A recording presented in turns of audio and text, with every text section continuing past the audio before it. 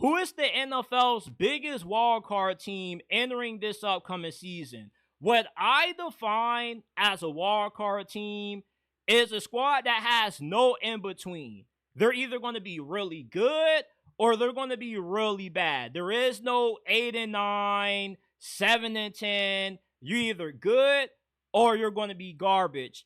That team for me that I view as a wild card team is the Arizona Cardinals. They have steadily improved over the last 2 years under Jonathan Gannon. They won 4 games in 2023. They improved their win total by 4 last season. And they were really competitive against a lot of playoff teams last season.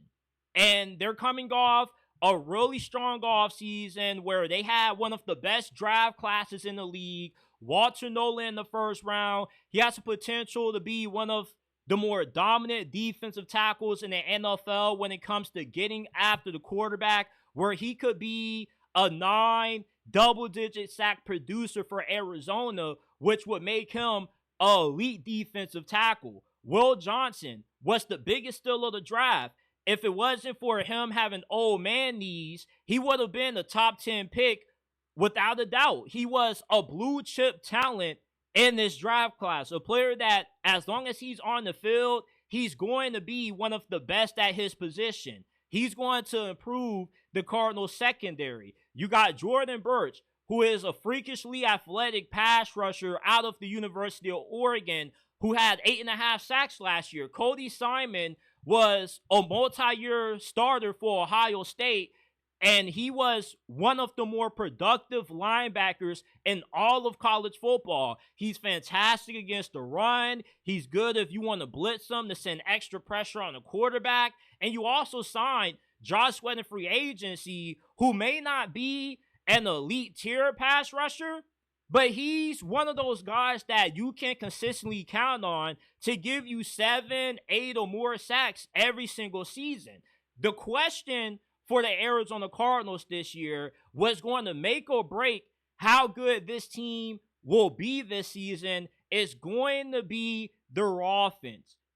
The Cardinals offense is very annoying because when they're at their best and Kyler Murray is playing good football, this is one of the more explosive offenses in the league. They got a lot of weapons in the passing game. Trey McBride has emerged as a top 5 tight end in this league. You got Marvin Harrison Jr., who should turn out to be an elite receiver. Michael Wilson is a really good wide receiver too. We know how good James Conner is. You talk about a bruiser and afraid at running back, it doesn't get better than him.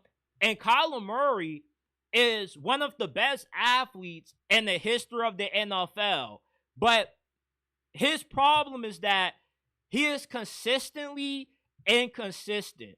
He can play well for a first half and then disappear in the second half of games, or he can have a good 2-week stretch of football and then go a month putting up a bunch of duds.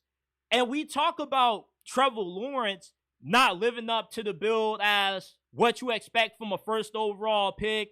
Kyler Murray is in that same conversation along with Trevor Lawrence, where the talent is there for both of these guys to be elite quarterbacks in the league, but the production has not been there.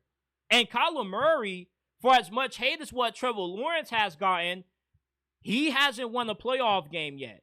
Trevor Lawrence has. When is Kyler Murray finally going to have his defining moment when everything comes together for him and he shows that he finally is going to be able to live up to the build as a former first overall pick?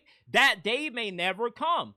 Yeah, he is a super athlete, but his size does kind of hold him back, and he isn't the most consistent thrower of the football. How successful the Arizona Cardinals are going to be this year is going to heavily rely on the shoulders of Kyler Murray. And this is a boomer bust season for him. If he can't get it done this year, Jonathan Gannon is going to get fired, and he is going to be on his 3rd head coach with him being a veteran in this league. Eventually, if you're Arizona and you're their general manager, you're going to have to ask the question, is this a head coaching problem for why we can't go far? Or is this a quarterback problem that we have overlooked for the sake of the coaches not being good? Eventually, Monte Ossenfort is going to have to look at Kyler Murray, and he's going to have to decide if he actually has the ability to be a franchise-level quarterback. The talent is there, but the consistency with Kyler Murray does not match the talent output. That's what makes the Arizona Cardinals the NFL's biggest wild card team. The defense should be really good, but offensively, if Kyler Murray continues to be the inconsistent quarterback that he has been up to this point in his career, where he can play good for one half, disappear in the second half, or have stretches during the season when he just doesn't look that good at all, the Arizona Cardinals are going to be the worst team in the NFC West this year. The Seahawks still are really good. They're loaded on both sides of the ball. We know the 49ers are going to bounce back with the easy schedule that they have. And the LA Rams are one of the top teams going into the NFC with how well they've drafted and they've developed on both sides of the football. So if Kyler Murray doesn't step up this year, the Cardinals can find themselves right back for being the worst team in the NFC West. But if Kyler Murray is good this year and he is able to match his talent level with that same consistency and his production on the field, the Cardinals have the ceiling to not just win the NFC West with how well they've drafted, how good they were in free agency. They could possibly be a 12-win team this year and win a playoff game or two. But it all depends on how good Kyler